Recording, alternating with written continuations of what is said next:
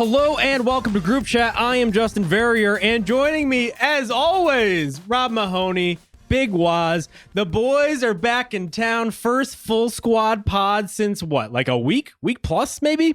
Yeah, a week plus. Yeah, you say always. We're just ships in the night out here. I feel like I haven't seen both of you in the same space in way too long. I can feel us synergizing as we speak. You know, I feel more connected to the two of you than ever. We're like the Cavs out there. You know, we've already clinched the playoffs. We know we're going to be a 1 seed in the big pod race, the big pod wars. So we're just getting everybody a little bit of rest before the big guns start to kick That's in, right. you know? I'll take that. If you say so. Woz, good to see you. As always, I'm happy to be on with you guys, man. But like the thing is for me, like even when I'm not potting with you guys, your takes or potential takes are always circling around my brain as I consume the NBA. So it's like you guys have never left my side, to be honest with you. That's very heartwarming. I mean, I take it in the same way, except to say that there's a miniature Justin and a miniature Woz in my head. And at any given point in time, I am doing take battle with the two of you, trading takes, doing imaginary pods. I'm just running like billions of pod scenarios in my brain at all times. And now we get to live one of them, and it's been too long. I do find it hard listening to you guys on other podcasts, because when you say things, I just want to debate Jump you. in. Like, I don't care about the other person's point. I just want to like nail you guys for saying something that I disagree with. No, just me? The lines are open anytime, Justin. You can just angrily call us if the mood ever strikes you. I might just do that for the Patreon, perhaps? Excellent. Perhaps. Okay, we're going to get into today's podcast. In the back half, we're going to go through some potential March Mirages, which are teams that have done well in March. We'll kind of determine whether or not those recent results have legs beyond just this March period of basketball, which, let's be honest, not the best in the NBA, but we'll get into that. But first, we got to talk about the Memphis Grizzlies, who unfortunately are not whole like us on this podcast because they have fired Taylor Jenkins, the coach for the past 6 years.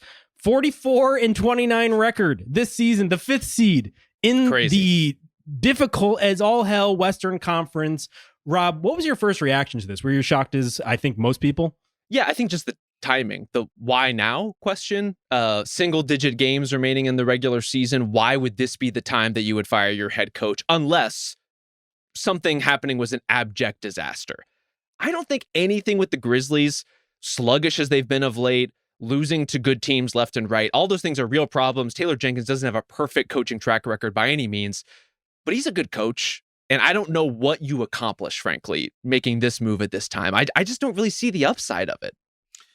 So the two coach firings that come to mind are Ime Udoka, which was right before the season, which was like, what the hell? Yeah. Then we found out there was some workplace controversy. Okay, like this is just off of the beaten path of why coaches tend to get fired. Reasons outside of basketball. Yes. And then there's the Adrian Griffin, who got fired with an even higher winning percentage, his first season as coach. And then you look into it and it's like, well, he's lost the confidence of literally man 1 through 15. Yeah. And so he had to go. So usually it's like these basically extraordinary circumstances that have to happen for a coach to get fired mid-season, or in the case of Udoka, like right before a season is starting, And so I'm like, all right, so like something like that is gonna come out about Taylor Jenkins. And then I read the Athletic piece and I read other stuff, and it's just like, yeah, they just don't like the direction the team is going this season. Like, what? Like, right. how can firing this guy be an improvement for this team this season specifically? Yes.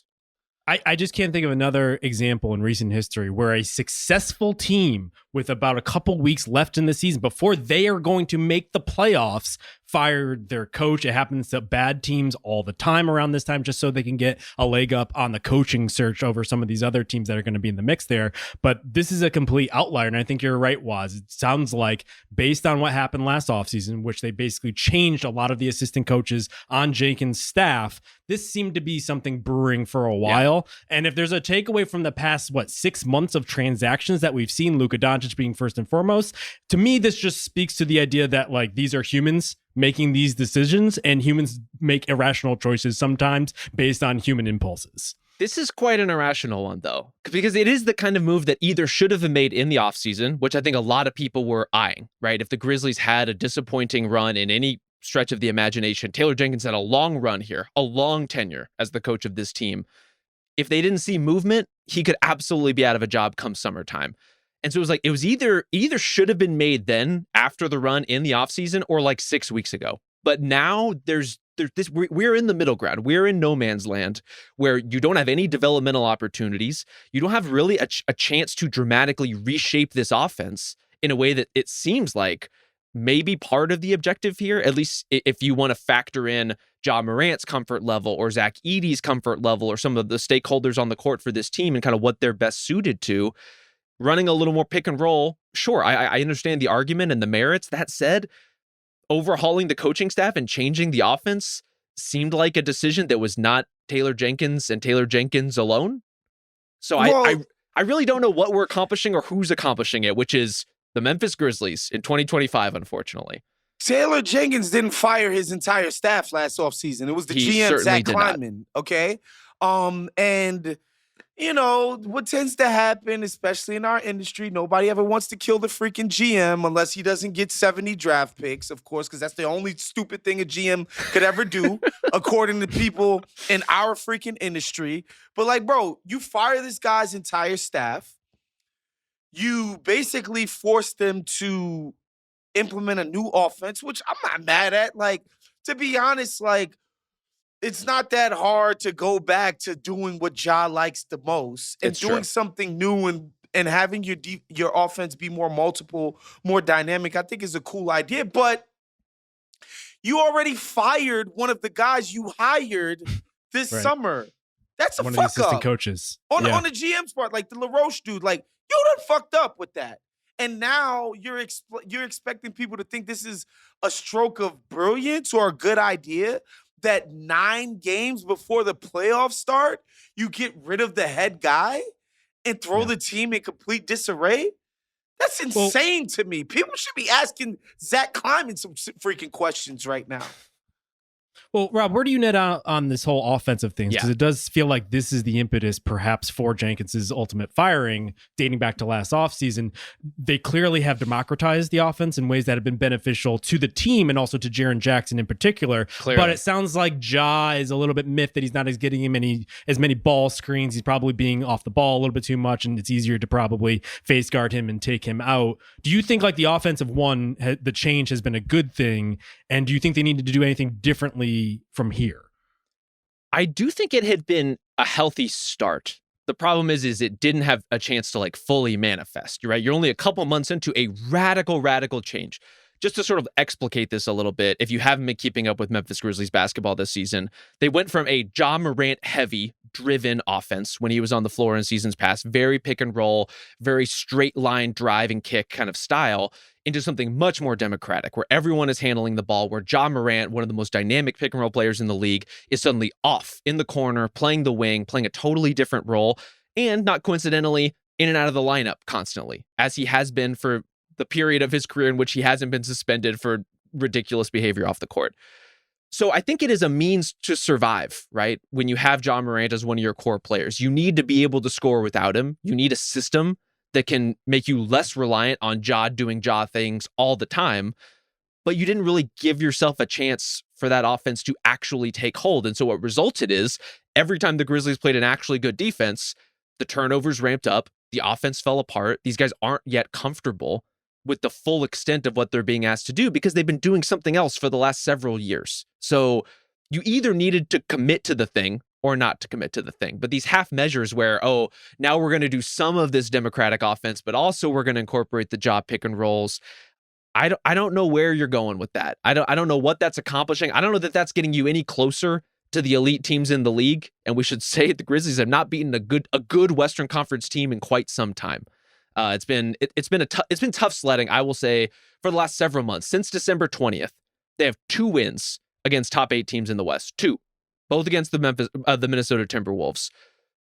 Everything else has been a train wreck anytime they meet elite competition. And does this change any of that? I can't see how. Just some quotes out of the press conference that Kleiman gave on Saturday. The decision was quote unquote mine and mine alone. Quote, I came to the conclusion this was in the best interest of the team, and urgency is a core principle of ours. So I decided to go on with the move. The Memphis Grizzlies apparently are in an urgent What does that even mean? What urgency is a core principle? Yeah, they're in a championship or bust, I guess, mindset. Even though these guys made it out the second round before? I don't think so. Not this version of the team, no. I think that's the problem, is that they were foretold to be in line for big things, and it just never happened. And I think we on this podcast could be like, oh, injuries, or Ja just not being there because of all the gun stuff. But I think over time, if you're expecting to be at the top of the West and you're not, I think it just builds tension over time, yeah. And Jenkins is the easiest person to move at this point. Well, let's talk about the Jenkins part of this, because it's ridiculous timing.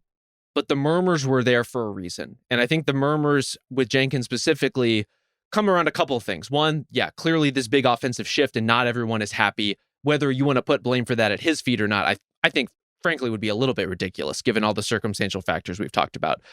But also, even when he has had full control of this team, I find that he can be a little too generous with his rotation.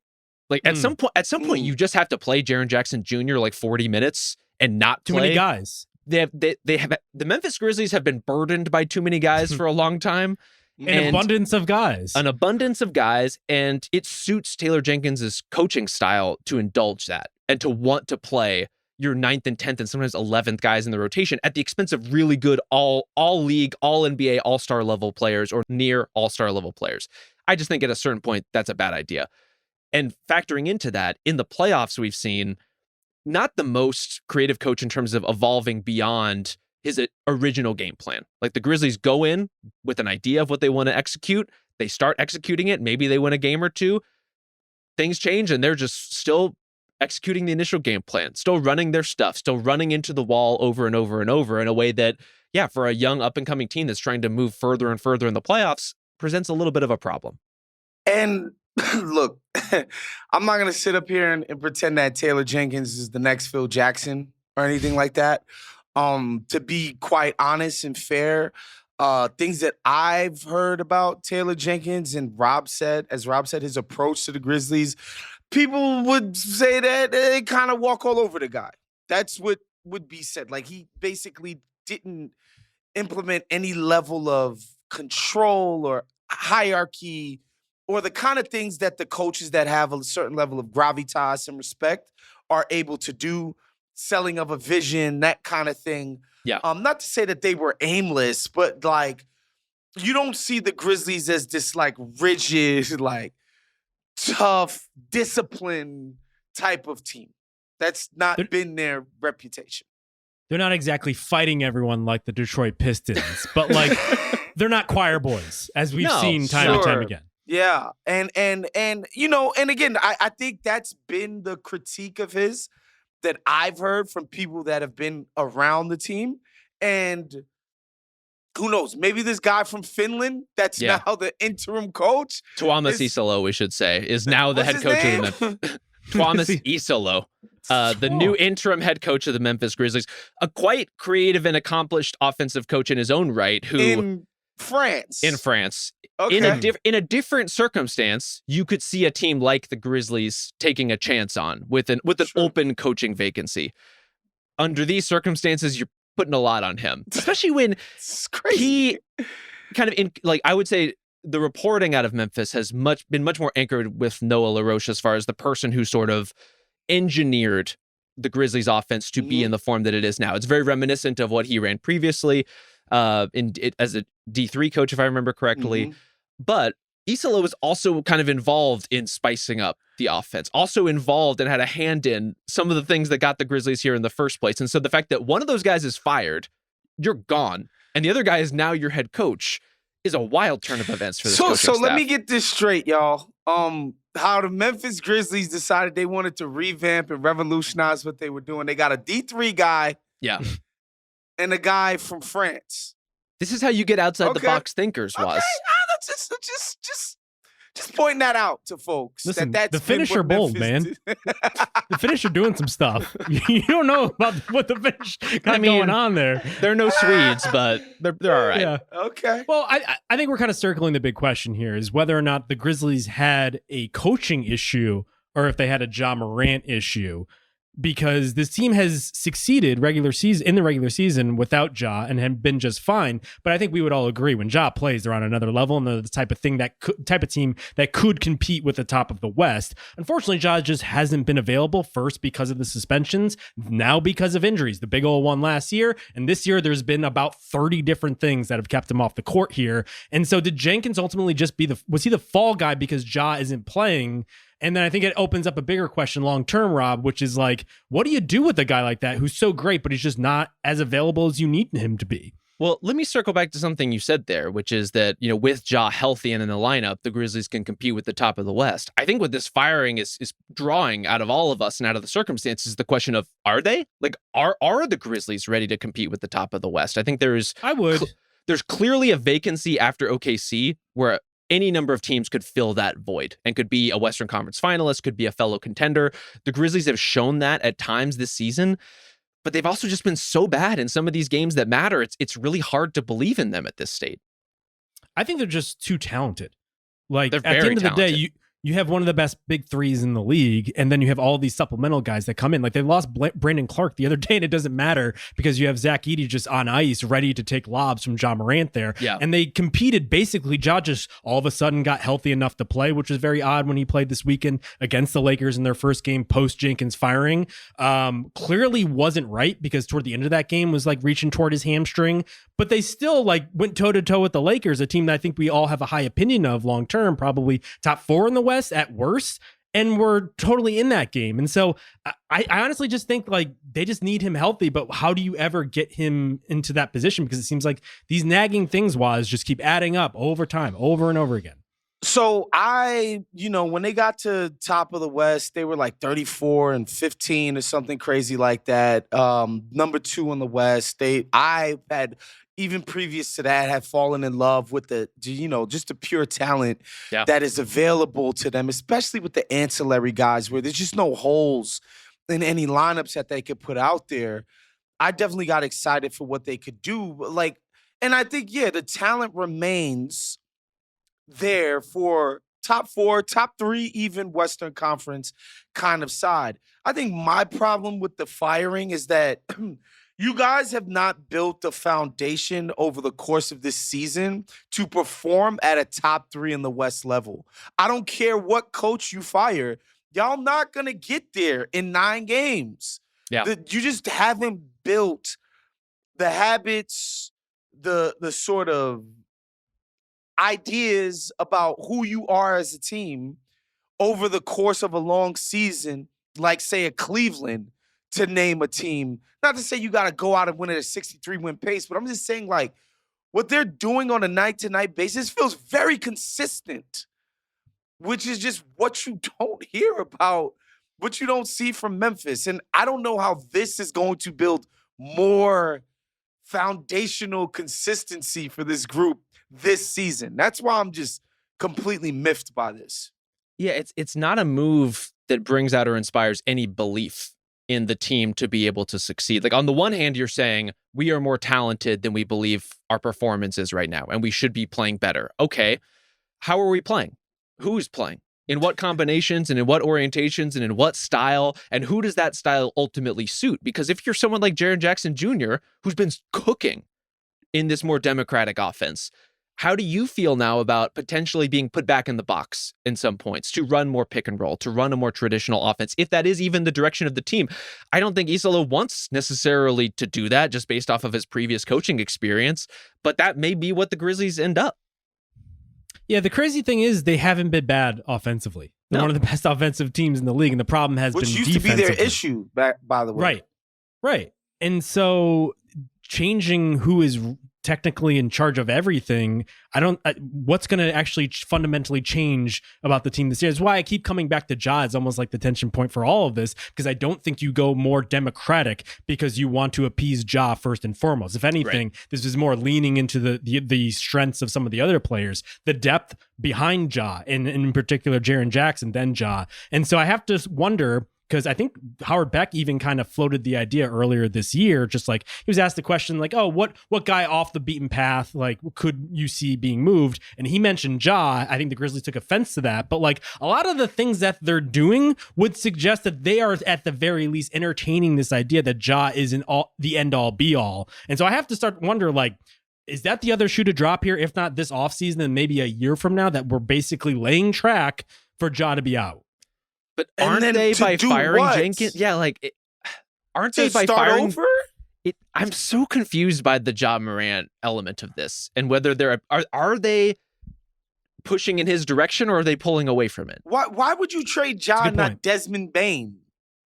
Because Ja's just the job not being available in the same way that Kawhi isn't available has just created a logistical problem. You need your best players playing. If he's not going to play, we've gotten so upset about that we'll just move on from him. Yeah, I mean, I guess I could understand that. Availability is a major component here, obviously, and I think the amount of time that he's missed, and it's been like so many different injuries, and it's like 6 different things that have been on the injury report this season alone. That's crazy, and it's problematic, but I don't like trading Ja. Like, I don't like it, just firing your head coach mid-season. But then also on the other hand, being like, well, we would trade Ja, who like basically that means we have to do a hard reset. Like, those 2 things don't seem like they make sense. Like, the in-season firing means you believe in the capabilities of this group to achieve in the now. Totally. Yeah. But yet at the same time, it's like Ja's on the market, so I'm just going to blow this up. Y'all not going to be relevant without Ja Morant. Let me try to thread the needle here. I think, like, yes, you're right. The coach firing suggests that we have something in-house that we just need to change who is running it in order to bring out the best of it. I think I am wondering more long-term if they're kind of shuffling the deck chairs, because the issue is that Ja isn't playing. And for the same reason, they made it almost feels like they made a human decision by getting rid of someone who may not align with their vision for the franchise. Could they make another human decision by getting rid of Ja, who is the best player on the team, but the practicality, the tension that builds over him not playing tends to wear on a team over the course of several seasons? I think clearly there are the ceiling related reasons for the Grizzlies that we're talking about, as far as like why you would conceivably fire a coach at this stage in the season. If you just think there's no way we're going to get past a certain threshold with Taylor Jenkins as the head coach and anything is better to open the possibilities, okay. I think the other reason for the urgency being a core principle of the Grizzlies organization would be if you think there is a human breaking point in the near future. If you think this team is close to combusting, and this is just like conjecture based on circumstance, if you think that the tensions are high enough, where people are unhappy enough, where if you did go through a playoff run and say a first round out, or just losing in any fashion that people deem to be unacceptable, then there could be a real cost to that. And so maybe this is an effort to get ahead of those costs, but that's me really going around the bend to try to justify something that just does not make a lot of sense. So I got one more climbing quote for you guys. He's talking about his coach. What's his coach's name again, Rob? Thomas Isolo. Isolo. He's Finnish. This is climbing here. Looking forward to seeing what he's able to do with this group. There's realistic expectations. So he's trying to tamp down like, oh, we know we're not going to win the championship this year. There's not going to be time to install a bunch of things this time of year. My expectations are clarity of direction, and we'll see what we can do. We'll see what we can execute. What in the entire fuck is this guy talking about? He's saying, not my job. You know what? I just stepped into this seat. No, this is the GM saying that. Oh, that was an Isolo? That was Klein? Oh, boy. These press conferences are just kabuki theater. I mean, what are we talking about? Install a bunch of things this time of year. But I want to see, my expectations are clarity of direction, and we'll see what we can do. We'll see what we can execute. That statement doesn't make any sense. You can't do shit, but I need to see that there's a clear path. It's all word salad, man. All these we have to put somebody out there to account for a decision that was clearly like personal and like more about like a workplace trying to figure things out. Yeah. It feels like this dude just ain't it. And I'm tired of looking at his face. That was it. I get it. Don't you? Why not just run a couple ball screens for Morant? They ran a few more. Yeah, they ran a few more against the Lakers. I mean, they ran plays for fucking Kendrick Perkins in Oklahoma City. You could run a couple ball screens in the midst of your beautiful offense for one of the most dynamic talents in the league. Like, sure. I think they'll be fine. I just think the question you do not want to be asking yourself as March turns into April is, what kind of team do we want to be? And now that is the only question in the room for the Grizzlies. So like, who are you? What do you want to do? Yeah. I don't know the next step, though. I think it really is between these half measures versus the big old giant move of making something significant happen and Ja would be the obvious candidate, I think. So we'll see. The Ringer NBA show is brought to you by FanDuel. It's the final stretch of the NBA season, and the playoff picture is changing by the minute. Every three-pointer or fourth quarter comeback means that much more. And with live betting on FanDuel, you can make the playoff picture a little prettier. So whether you're looking to ride with the hot shooter or think a team is due for a run, you can get in on the action until the final buzzer with America's #1 sportsbook. All right. We're looking at Monday's slate, March 31st. I really like the Celtics. Yeah, a team that has one loss in the month of March. I think they're going to close it out here. They're -5 in Memphis, and the Celtics are sitting people left and right. But I don't know. Memphis just doesn't seem right to me, even post-coach firing, which we talked about on today's episode of Group Chat. Ja doesn't seem fully healthy. Doesn't seem like they're quite right. So give me the Celtics. They've been an absolute buzzsaw. -5 in Memphis. Lock it in. And however you want to play, now is the perfect time to join. New FanDuel customers get started with $200 in bonus bets if your first $5 bet wins. Just visit FanDuel.com/RingerNBA to join today. Make every moment more with FanDuel, official sports betting partner of the NBA. Must be 21 plus and present in select states or 18 plus and present in DC. First online real money wager only. $5 first deposit required. Bonus issued as non-withdrawable bonus bets, which expires 7 days after receipt. Restrictions apply. See terms at sportsbook.fanduel.com. Gambling problem? Call 1-800-GAMBLER or visit rg-help.com. All right, let's flip to the next part now here. We're going to talk about some better stories that have popped up here in March. We like to call them March Mirages, or I like to call them March Mirages. In fact, I have been singing in my head a song about March Mirages as I've been noodling with this brilliant idea that I brought to you guys. It sounds kind of like a Katy Perry song, or like some sort of like... Which era of Katy? Is it like a California Girls? What are you thinking? The one where she was making out with girls. Oh, I Kissed a Girl. I Kissed a Girl. Okay, all right. Yeah, all right. like OG. Yeah. Is this just a March Mirage? Or is the sample good enough? Okay, that's not Katy Perry. That's Miley Cyrus Wrecking Ball. Yeah, that's okay. That's exactly what. But a pop banger nonetheless. I don't disagree. Yeah, I like Wrecking Ball too.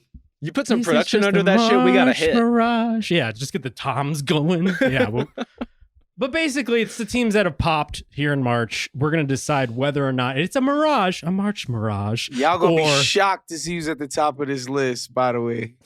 Well, one of the hottest teams in the NBA in the month of March. It's the Chicago Bulls. 9-5. You hear that, Rob?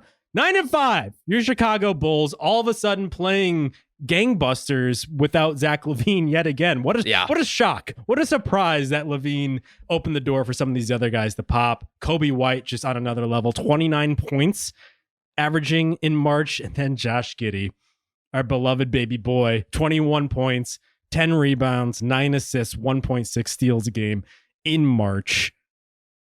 I don't think it's a Mirage. I think these guys are good. So when you say this is not a mirage, what do you mean by that exactly? These guys, do you mean the collective of the Bulls, or are you talking about White and Giddey individually? Okay, so here's what I think, and this is ultimately what I've always think. I think the Bulls have a radio edit of a serious team. They have the version of an album where they take out all the swears and you put it in Target, right? Okay. Because I do think the offense, the vision for the team makes a lot of sense. And it's why they popped originally by adding guys like Caruso and Lonzo, veterans who are a little underrated, and they brought out the best of them by democratizing the offensive system. There's a lot of guys pass, dribble, shoot. There's size. It just flows. There's just like something beautiful about the vision that they've had. They just haven't always had the right players in there to that point. Like, are they for real? Maybe not this season, because Mattis Bazelis, a rookie, is now part of this core five starting for games. But I think if they get the right guys, if Bazelis comes along, if Giddey plays like this over the course of a full season, I see it. I want to say this up top.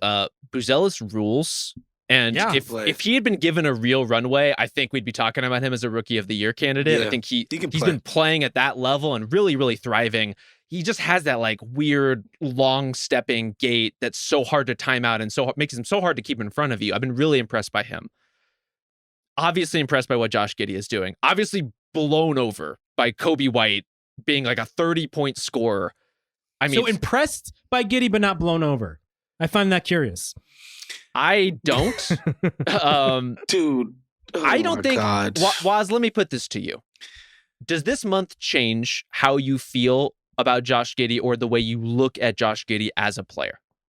A little bit. It does. Like, Josh Giddey is capable of being an additive player to a real basketball team. That feels like something that I didn't believe, specifically coming out of the playoffs last year, where the guy was a freaking disaster. Let's call it what it is. However, the listeners got to take March basketball in its proper context, which is what? The bad teams are angling for a race to the bottom. Yep. The good teams are sick of the regular season and want to get to the playoffs already. And so that's the landscape that Josh Giddey has his best stretch in the history of his life. Yeah, Josh Giddey in a contract year, we should say. I think that context needs to matter. And I think, the Jalen Green March run of last year needs to be instructive here. Where it's like, like he's definitely showing something that we've never seen him do on any consistent level before. Okay, we like that. We're happy about that. And I was especially higher on Jalen Green. I didn't think he was going to make an all-star team, but I was like, hey, man, he's building on something serious here. And I think you could say the same thing for Josh Giddey, but like, do I think this is who Josh Giddey is now? No, I don't.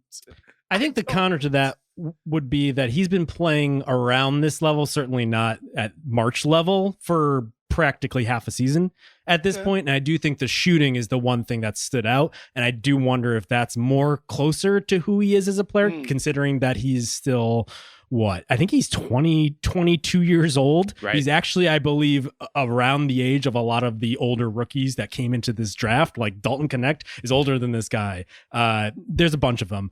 But if he could shoot at this level, so he's at 38% for the entire season. You just see if he's hitting shots, how much the rest of the additive stuff that he does, it just opens up for him and the team. He's playing the best basketball of his career, full stop, like no explanation necessary. He's looked better. And I think overall, this role with the Bulls just suits him better than the one he was being asked to play with the Thunder, right? Like being a strictly connective player and trying to find the gaps and the creases in the offense that's being driven by somebody else. It's tough. It's really tough if you can't shoot in particular. And so having him and Kobe White able to play off each other and in the democratic style you were talking about, Justin, where the Bulls run a lot of pick and roll into pick and roll into pick and roll. It's just one action flowing into the next, the pass dribble shoot stuff that you alluded to. All that fits how Josh Giddey plays really, really well. And there isn't so much happening that's better than him to marginalize him off to the side. And so then his playmaking gets to sing. Then the fact that I would say he's been more assertive in attacking the basket and driving this year, than we've ever seen from him before. That's a meaningful change. The shooting, I just don't know whether to believe if it's real or not. It still feels pretty disproportionate to the guy that he's been. And maybe that's just a young player getting better. I would love to see it. I think overall with the Bulls, where I'm at is I give Josh Giddey a ton of credit for driving an offense that is winning games and participating in that at a super high level and being the best version of the player he's been in so many different ways. Like maybe even like an under the radar thing that Josh Giddey is doing right now is he's been so active going after offensive rebounds because teams don't guard him. Like if no one's going to tips. If no one's going to put a body on you, all of a sudden you can snake into space and you can pick up so many loose balls. And the Bulls are just thriving off those kinds of second chances right now. Like they're thriving because he's helping with the second chances. He's helping with the connection on the passes. He's helping push the pace. Like that stuff all Giddey oriented. I just don't know how much it capital M means when the teams that you're beating are the Nets and the Jazz and the Heat, the Nuggets without Jokic, the Kings without Sabonis, the Pacers without Halliburton. The Lakers wins are what they are, and one of those is just like as emphatic a statement win against the team as we've seen all season in terms of the 143 or whatever they hung on the Lakers. Everything else in that 9-5, especially the 9, is kind of okay. Is very March basketball. I think you're just illuminating why I've always saw the vision with Giddey to begin with, because he is as big as a power forward. And as long as the shooting is there enough, and I don't think he needs to hit 38% of his threes for an entire season or shot above his head like he has in March. I think he just needs to be a credible shooter in order to draw enough of attention to open things up, because the space is why all of these guys are thriving. We're going to talk about Kobe White eventually after we get through this 30-minute monologue on Josh Giddey. But I would say the rebounding is there, and it's so wild watching him drive into the teeth of the defense and basically do a U-turn around the basket and then go and try to get a tip with his hands. He's very crafty and aggressive on the boards in a way that you would want from all of your guys, but you're getting that from your point guard is obviously huge. I think he's trying more defensively because, frankly, I think he got shamed even with the Bulls earlier this season. I think they're being better about using him against bigger players because he does have size, but he isn't particularly athletic. And also his hands have been better. He's using that kind of read of the court in order to create steals, which obviously sparks the break for this team. The biggest thing, though, was I think the fact that his usage rate was actually lower this season than when it was with the Thunder gives me hope, because I thought he was someone who would have to be on the ball because of the shooting issues in order to make an impact. If anything, the ball is pinging and he's often the recipient and or the spark that starts that chain reaction. Yeah, it's nice that he's realized that he can't break people down off the dribble. Like, that's a good... but it's like self-realization, though. It's like a sort of like self-awareness where it's like, you know what? That's not how my skills are best served. And like I said, like I really do think he's become an additive player. Like, it feels obvious that that's the truth in a way that I just, again, didn't see as obvious. Now, in the future... particularly when you're talking about a future contract, do you pay him like a starting wing?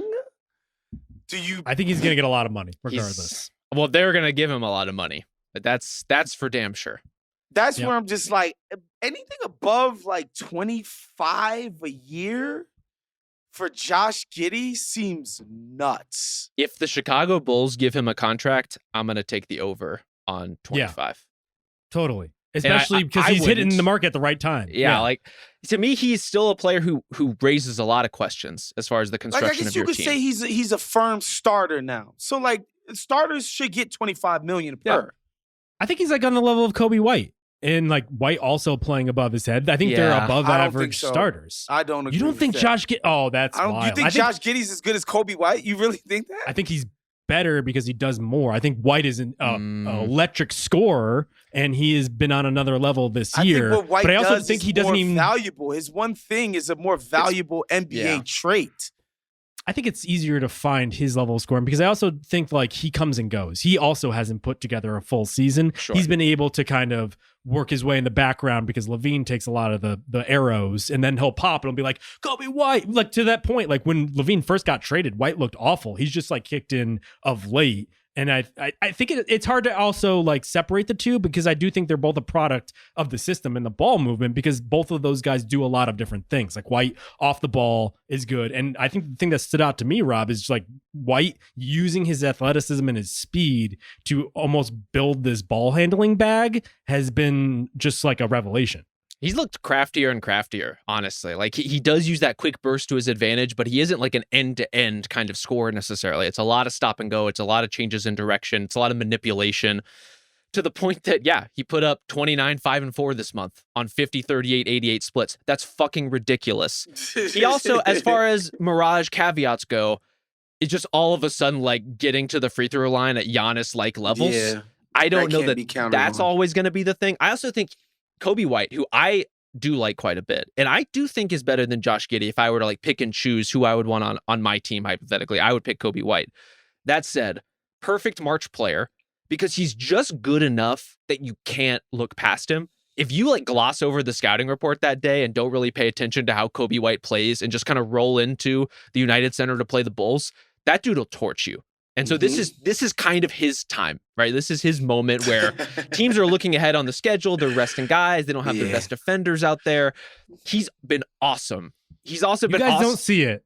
You don't see it. I see him being quite a good player. I don't see him being a 30-point scorer who's outscoring like Ant and Jason Tatum and he's KD not and Allen Cade Iverson, Cunningham. No, but he's a good player. Really good. Here's, I think, the ultimate question is if the Bulls bring this construction back, this loose idea of their team. Don't do it.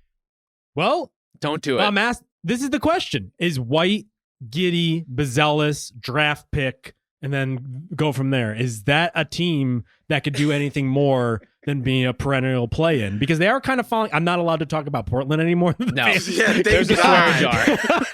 They got so mad about that. And what's funny is Rob and I came away from that podcast being like, man, we actually had a lot more material on the Blazers that we could have talked about. True. We're not talking about Portland, but I'm only using them as an example. Like, they played above their heads, but now they've gotten themselves in the position where they can't draft a star, most likely, unless they get lottery luck. Bulls kind of in a similar situation where they're down in the lottery odds. Like, what's the path now, Wos? Do you see anything with this Buzelis rough becoming idea? an all-star? That's the pathway, because we know Kobe. Do you think he has that potential? I mean, I have not been convinced of that. I'm loving what I'm seeing. I just think he's like bigger than I really understood that he was, and that, like, combined with his skill, has been really cool to watch. I just know Josh Giddey and Kobe White aren't all-stars. Like, teams that like are out of the play-in mix all the time, like, where you could permanently say that they have an all-star on there. Sure. Yeah. Like, and so I don't see that here.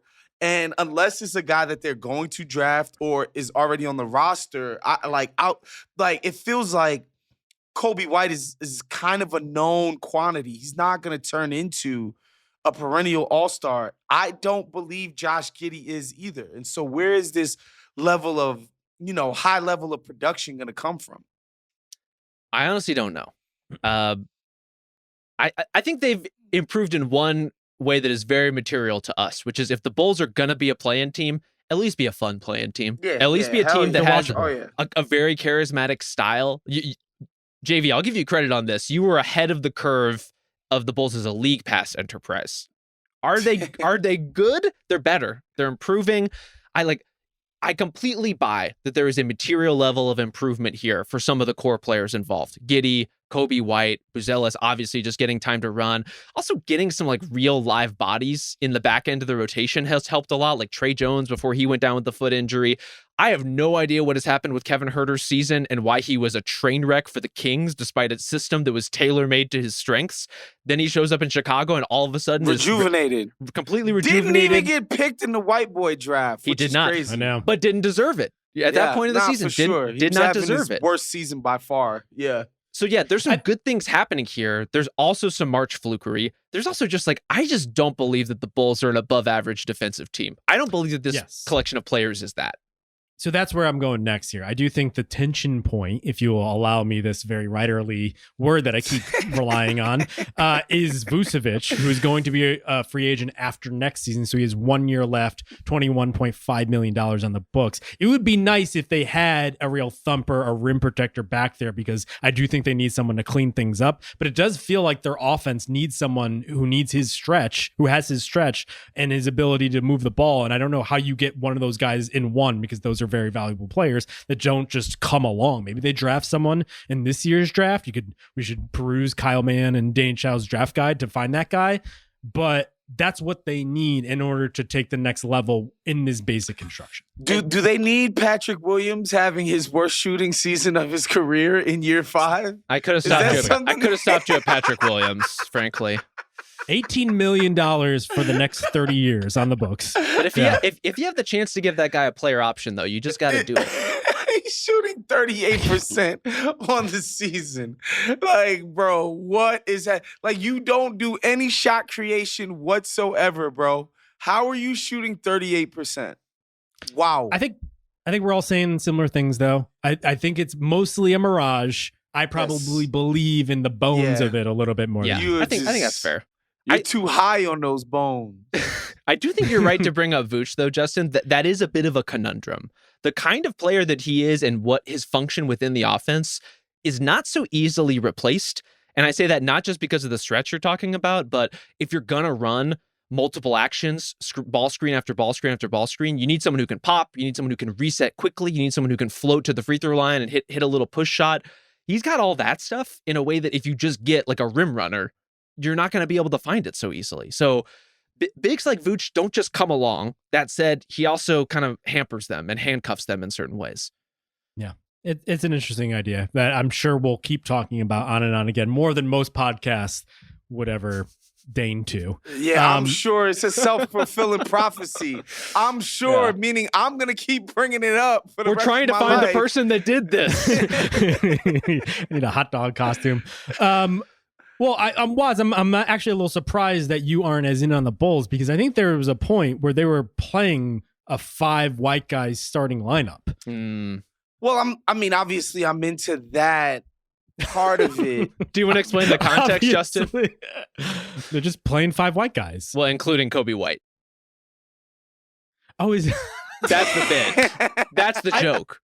I feel like I've seen them play 5 white guys independently. Have they? The versions of this bit that I have seen involve Kobe White. So, we're just having a little fun out here in March.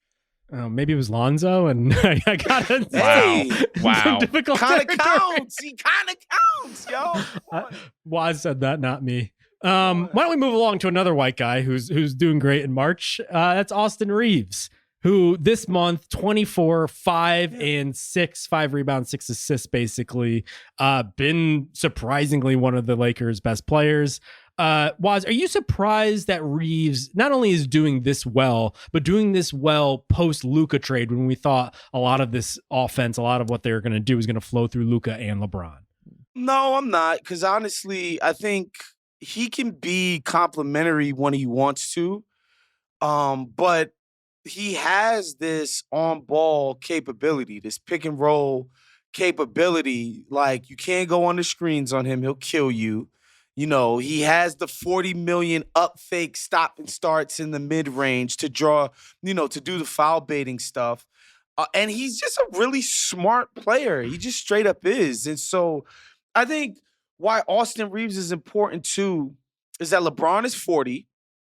And Luka, I don't think the Luka from 3 years ago who could just monopolize possessions, I don't think he's in the good enough shape yet to do that all the time. And I think it is going to be incumbent upon Luka to keep himself in good, sort of windedness, is get off the ball, space out for Austin Reaves at some point. Let Austin and LeBron work their pick and roll situation. Let Austin work it with Jackson Hayes and space around it, just so you can take over in the biggest spots, and you haven't had to do it from the freaking tip-off until, down 5 minutes left in a close game, in a playoff game, right? And so I believe in what Austin is doing. I think this is who he is. I think he's been showing this basically since the Memphis series, man. This is who this guy is. Yeah, for a dude who's only been in the league for a couple of years, Austin Reaves has lived a lot of lives as a basketball player, has played a lot of different roles in a lot of different kinds of lineups, and has to do a ton of different things. And this, to me, is the perfect intersection of sort of flow and opportunity, right? He is playing off of 2 creators, as you said, was LeBron at his age, Luka with his current state, where even when he drives, is driving more to draw fouls and to create for other people than to, say, finish at the rim. Austin Reaves is the best driver on the team, period. I would say overall, in terms of end-to-end driving and finishing, probably the best driver on the team. Also one of the best cutters on the team. Also, someone that both LeBron and Luka have very clearly decided, we want to embolden this guy. We want to hit ahead to every opportunity. He is kind of the first thing out of the cannon that's starting every Lakers fast break. And so the fact that those two guys who are visionary passers can just throw sweet outlet passes, that works for everybody. And it just led to Austin Reaves playing, I think, overall the best sustained basketball of his entire career. And that's that, and the contextual factors that are making him a complement to both Luka and LeBron. That's kind of why I believe this is more than just a mirage. I think there's the bones of something actually real here. My working theory with Reaves has always been that he has juice, but not elite level juice. Yeah. And so he always has needed some help in order to get that extra edge. A lot of it has been, and he popped early on, in part because he has an economy of movement. He makes quick decisions. Definitely. Like, he doesn't think when he gets the ball, he's instantly going. And because he grifts the shit out of every fucking possession. And those grifting moves, I think, play a role, because then defenders get in their head like, oh, Yes. I can't leave my arm out. And that gave him a little bit of space in order to get downhill. He's not the biggest athlete, but he's a good athlete. Yeah. And I do think you have seen that start to pop yet again, because teams are so dedicated on stopping Luka, stopping LeBron, especially when they're both out there. That has given Reaves the edge to do what he's done. I've always thought he was a good scorer. He's showing that yet again now that he has the extra bit of space. I think the, dare I say, tension point yet again is, does this team need more offense? Like, do they need to outscore teams? Because obviously the defense is starting to lack. Part of that is because LeBron's been out of the lineup. Part of that is just it's March basketball. Maybe they're saving themselves for the playoffs. But I do think if they want to be legit, the defense has to be at least, like, better than league average. And I don't know how they get there with Reaves, LeBron at 40, 41 going into next season, and Luka. They probably do need a little more offense in that way. And look, this Lakers team, I think, is going to undergo some renovation in the offseason overall. This is still a post-Luka trade team that had to reconfigure itself on the fly. The reality, though, is if you have that roster and you're going to try to win with defense, which is what they've mostly done since the Luka trade, until recently when things have started to slip, as you said, that requires playing a really taut, connected, high energy style of defense. Like, you don't have Anthony Davis back there anymore. You have Jackson Hayes, and that's only on the days that he's healthy. And so everything else has to work. Everything else has to be connected. And if one piece is off, and this is, I think, as fair a place to criticize Reaves as anywhere, like, he does play with energy, but is a defender who can get picked on. The defense is nasty work. He will get targeted and exploited. That's a real thing that you have to talk about with his game. And the Lakers right now, today, aren't always like so finely calibrated that they can make up for that every time out. I think on their best days, clearly during their best stretches, they've been one of the better defenses over the last couple months. But it's hard to sustain that all the time. It's hard to keep that up in ways that I think maybe aren't just picking your spots and waiting for the playoffs, but are representative of just how difficult it is to defend the way that they do. I think the question is, like, are they preserving themselves in order to hit another level in the playoffs? Because their top 6 seeding is virtually assured. They had a long runway when they traded for Luka. Mm-hmm. Do you think, like, they're easing off the gas pedal a little bit, where they know that they'll have extra days of rest in order to execute this? Or do you think these sorts of issues, that they're 20th defensively in March, are going to carry into the playoffs? Look, we like the Bulls to allow 150 points to them in regulation shows that, like, you've taken a step back on defense in terms of the energy you're willing to put out. The freaking Pacers game where LeBron made that tip in at the end. I mean, Luka got blown by. Yeah. 2 times in the clutch for, like, with no effort. Like, it's just obvious collectively they showed that, all right, like, when we're super connected and playing on a string, we can be good enough on defense to where we even sometimes look good on that end. But what that takes is maximum buy-in and maximum effort from every single person on the floor. Like, nobody can take a possession off for that type of defense to work. And so I think they still have it in them, and they're like a veteran-laden group. Guys are going to be in their right spots come playoff time and execute their game plan. Like, remember the Nuggets game where they're fronting Jokic and fouling him and being physical like that. Like, that team does not give up 150 points to the freaking Bulls in regulation, right? So there's like a difference in the gears they can hit defensively. Not that they're going to end up being as good as like a Rockets or something like that on defense, but they're going to be like respectable. It's not going to be a freaking turnstile. And I think they'll be fine enough on defense. Well, especially because they have a bit of an opening given the teams that are fighting in that tier was. Like, yeah, they're not going to be as good as the Rockets on defense, but you watch the Nuggets some nights, they can't guard anybody in certain games. We've talked about the Memphis, Grizzlies and where they are. Who knows? The one exception to that, Justin, may be another one of our Mirage teams that is storming up the bottom of the West. And I got to say, really feels like a team that's peaking at the right time. They're definitely fighting for a lot of things these days, including that 6th seed in the West. But first and foremost, the Detroit Pistons, which that was spicy. Yeah. Like, Pablo Prigioni getting involved. Yes. Also, I don't know if you caught the video of that. Prigioni, as he was warring with JB Bickerstaff, both of them ultimately got ejected in that 7-person ejection that erupted last night. He tried to like do the very EuroLeague, like Euro player thing of putting his arm around the assistant coach while you could clearly see he was badgering somebody. And the coach was like, get the fuck off me, which I really appreciated. I have to say, we're going to talk about the Wolves, but I do want to talk about the fight first and foremost. Sure. Yeah. Like, is Isaiah Stewart okay? Sometimes I think he's on the court because he wants to hurt someone. Like, he's a maniac. His name is Beef Stew. Like, this is what he's out there to do. Like, Wait, you think the beef refers to him wanting to start beefs? Yes. Oh. Yeah, I thought it was the build. Yeah. I thought it was shoulders alone. He was Beef Stew. He's constantly in beef. In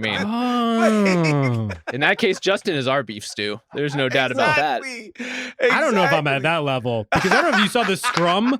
Like, so Holland starts shit with DiVincenzo, or actually Stewart. If you go all the way back, it was Stewart starting with DiVincenzo, but then Holland got involved. But as he's really his wasn't protege. He's his beef protege. He's like taking him under the wing. Yeah. But when Holland was on the ground and there was a scrum forming, and clearly Reed and Holland were being buried, that's when Stewart decides to jump over the mosh pit like he's a running back trying to score at the goal line just to fucking fight DiVincenzo. That guy's a madman. Oh. Yeah. That whole fight was just like every incendiary element you could pack on a court in one space. And I put Dante DiVincenzo in that too. Like that dude is not afraid to get into a scuffle with just about anybody. And so, yeah, you put enough of that in one space, you light a match, you walk away, you see what happens. Apparently it's this. But I appreciated the Wolves not only like standing up to the tough guy stuff that obviously Detroit tends to bring out of a lot of different teams. I think we're at half the league at this point where they've tried to start fights or actually did successfully start a fight. But the Wolves came back. They threw a goddamn haymaker in the second half. Edwards looked incredible. And I have to say, like, Jaden McDaniels might have played the best 2-point game that I've seen in history. Yeah. That guy was literally like just skying in the air for offensive rebounds. And at a certain point, the broadcast was like, Jaden McDaniels from the ceiling, because he was like descending from the top of the arena in order to get offensive rebounds. He's been on another level throughout this entire match. I feel like someone reminded him like, hey, actually, you're incredibly large and have a huge wingspan. You should play that way. Yeah. Maybe you don't have to be just a wing stopper. Maybe you could do other things that combo forwards do, that the more versatile players in the league do. And all of a sudden, yeah, scoring is never going to be the Jaden McDaniels skill set. It's never going to be the calling card, but you do enough of these supplementary things, all of a sudden you're just in a totally different class of player. I mean, the Wolves on paper have the most physically imposing team in the NBA in terms of the collective size. Look at the front court. It's not even just length. It's like these guys are diesel. Like these guys are, and they play that. Like Julius Randle, for all of his flaws, he plays a physical style of basketball. Even Naz Reid, who, he's taking a lot of threes, but when he wants to, he can bang with the best of them on both ends of the floor. And then, of course, Rudy has his, 9'5" wingspan or whatever. Like, and again, Jaden McDaniels, like a long, huge wing player. Anthony Edwards, big, strong, physical guy on both ends of the floor. And so, I think they're finally playing to their strengths and to the personnel, which is nice because the defense, was pretty disappointing to start the season. Right. And things are finally coalescing. I think this is because a lot of, there were a lot of the hipster takes when they traded Karl Towns, like, they could be just as good as they were last year. Which I don't think, it wasn't just you, though. It was a few people that had that. And I don't think that they've shown quite that. I don't think they've been, even in this stretch in March and all of that, I don't think they've been as good as the team that they were last year, which Maybe was not. damn freaking good. But shoot, man, like a little notch and a half below that's a nice team. If they played like this all year, they'd be in the top 4 or 3 in the conference. So what they have put forth, 11-3 in March, 5th on offense, 3rd on defense. You can pick a lot of reasons why that's been the case and why things have turned around. Jaden McDaniels, we already said one of them. But there's kind of like a choose your own adventure thing here for us in terms of what you guys want to talk about. Mike Conley lives. Huge development for the Wolves. Still alive. Julius Randle, I will say, playing some spirited, team-oriented basketball. Yes. Really and truly spirited, team-oriented basketball. They got Dante DiVincenzo back. He was out for most of February, if I remember correctly. He's been balling out. I think they've really found something in Jalen Clark and something that they actually really needed. And then also Rudy Gobert, particularly since the All-Star break, I think has been dynamite. Playing bigger and more dominant than he has at any point this season. What sings to you guys out of that group that we should dig into? I think they just have their identity back. It's Edwards doing star shit with the attacking, hounding, dog perimeter defenders. Yep. And I think that's why Clark has popped so much. And Nikhil Alexander-Walker is also playing well of late, or at least he did against Detroit. It just seems like they have reestablished their perimeter defense, which has made things easier on Rudy, which is my biggest critique of Rudy, is that he's getting paid in order to be a defense unto himself. And he needs all these perimeter defenders in order to make his life easier. Fair. But having said that, it's all working in concert in the way that it did last season. The great Britt Robson, I've seen him referring to Jalen Clark's assignments as being in Clark County Jail. And I just think we need to get that. We need to get that out into the ether as far as humanly possible. For me, it's the Randle portion of it, because it feels like he's doing his Randle stuff with a more emphasis on the pass than previously had been the case. I think he's gotten it out of his head that he needs to drop 30 or 25 in order to get a nice new deal. And what you need to do is be an indispensable team player, and you will get paid, bro. And that's what I've been like, when he does his little bully ball thing, a lot of times it feels like he's doing it to draw too. Like he's doing it to manipulate the defense and spray out the shooters, which okay, now I'm starting to be interested. Julius Randle, jab, step, dribble, flailing and throwing something up and shooting step back threes. I'm not that interested in that player. Julius Randle, who is just mauling every single defensive mismatch when a little guy is on him, getting to the line, spraying out the shooters, being a nice little transition player, like that guy where he's putting all of his physical gifts to use for the betterment of the team and not just his individual scoring output. Yeah, I'm interested in that. So the Randle part is what I'm watching, because he's had 7 straight bad playoffs in a row. Has he ever been good in the playoffs in his life? Can he be good in a way that's complementary to the guys that's on this team in the postseason? That's what I'm interested to watch. I hope so. I think that playmaking is a huge part of that. And he's always going to be a high turnover creator in that way, and he's going to throw some balls away. But overall, if the playmaking is productive enough, I don't mind a couple of sloppy passes. I don't mind getting caught in traffic now and again. Ultimately, this is a team that was 5-8 in February when Randle did not play, and they were 11-3 in March when he did play. And in some ways, it's more complicated than that, and in some ways, it's not. I think what he's brought to them this month has been really, really huge. And whether you believe in that to continue is a fair question, as Waz circled around. He just has not had the playoff resume to think he can be this guy all the time. But I certainly hope he can.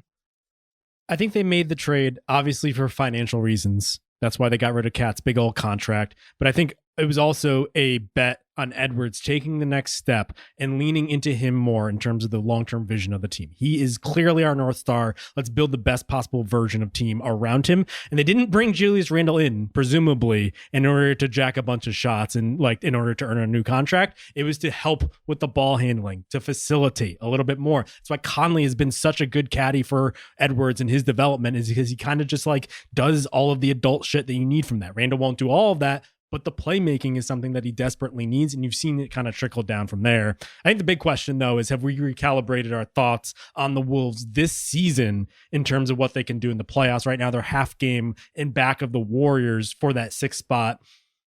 Waz, do you think, one, who's your favorite now? We do this practically every podcast, but like, who's the favorite for the 6th spot? And 2, do you think the Wolves, like, how far do they ultimately get in the playoffs? I still think it's got to be the Warriors because, again, they just look freaking mega motivated, and they look really good when Jimmy, Draymond, and Steph take the court together. Like, also, if the Grizzlies keep losing, the answer could be both. Yeah, facts. Yeah, good point. Facts. Yeah.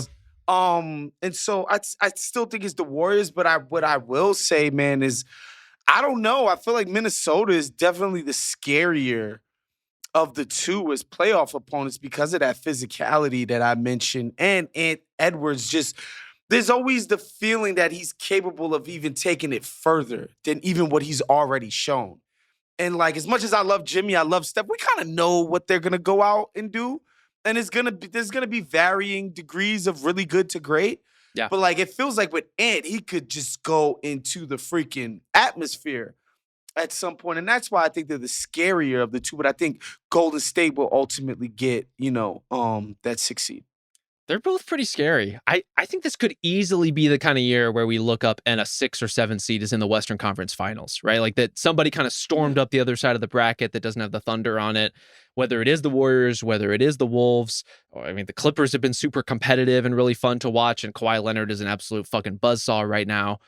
I think the difference with Minnesota is they've sort of separated themselves from the team we saw at times this season, which is super competitive in high leverage games against quality opponents, right? Like they showed they can show up and just like beat the Nuggets, right? Like beat good teams on a regular basis, into one that does that, but also just overall, as a general rule, is showing up for these games and delivering. And I really do think a lot of that is the defense you were talking about, Justin. Like getting back to the point of defensive stability, where Rudy is a good backline anchor. We have all of these supporting parts on the perimeter who are doing their jobs. All of a sudden, the Wolves look like the Wolves again. So we're saying the Wolves' success in this month, not a mirage. Not a mirage. We'll see about like long-term in terms of this playoffs. Yeah, I wouldn't want to play against them. If I were one of these teams at the top of the bracket, I wouldn't want to see the Wolves. Unfortunately, that's like half the West at this point. I'm like going over my scary rankings, and it's basically every goddamn team in the West. But let's wrap it there. We have something special for you on Thursday. We have an entire podcast, the whole shebang, devoted to one team, and that is our team of the season. What team is that? You'll have to tune in on Thursday, but we not only are going to talk at length about that team, also have a special guest from that team. So tune in on Thursday to check that out. But we'll be back then. We'll talk to you then. Thank you to Isaiah Blakely. Thank you to Ben Cruz. We'll talk to you next time.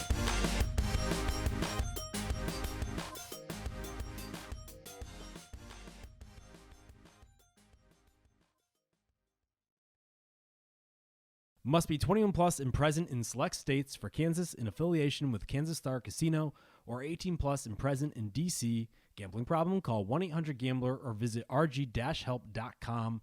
Call 1-888-789-7777 or visit ccpg.org/chat in Connecticut, or visit mdgamblinghelp.org in Maryland. Hope is here. Visit gamblinghelplinema.org or 800-327-5050 for 24/7 support in Massachusetts, or call 1-877-8-HOPE-NY or text HOPE-NY in New York.